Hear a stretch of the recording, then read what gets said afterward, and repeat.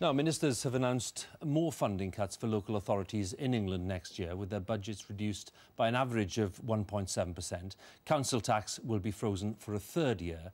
The Community Secretary, Eric Pickles, said that the settlement was a bargain, and he suggested ways that councils could save more money. Our local government correspondent, Mike Sargent, reports now from Birmingham, where hundreds of job losses are already in the pipeline. Will councils still provide all of these services with less and less money from central government? Ministers think they can, but only if they become more efficient and better at generating money locally. This settlement recognises the responsibility of local government to find sensible savings and to make better use of its resources. It marks a new settlement for local government based on self-determination and financial independence. Town halls are now 2 years into this spending squeeze, and they say they've made a lot of the easy savings already. Protecting services is getting harder.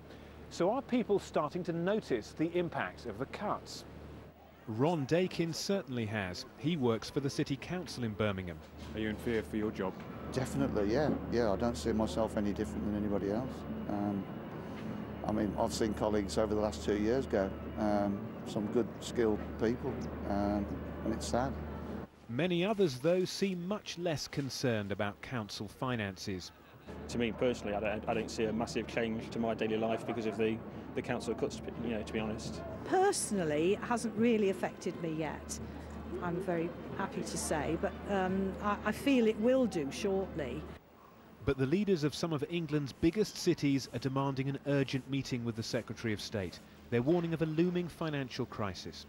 There are disadvantaged individuals and communities across Birmingham who are going to see their services cut, and you can't get away from this. This is not about solving a budget problem through efficiency savings. We are going to have to make cuts which will affect the livelihoods, the quality of life of residents of this city.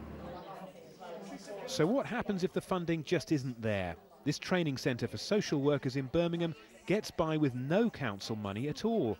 One of its directors had this message for those looking for other sources of funding. Think outside the box, guys. You can do it. We can do it. You can do it. It's just about using your imagination. Councils in Wales and Scotland are getting a small increase next year.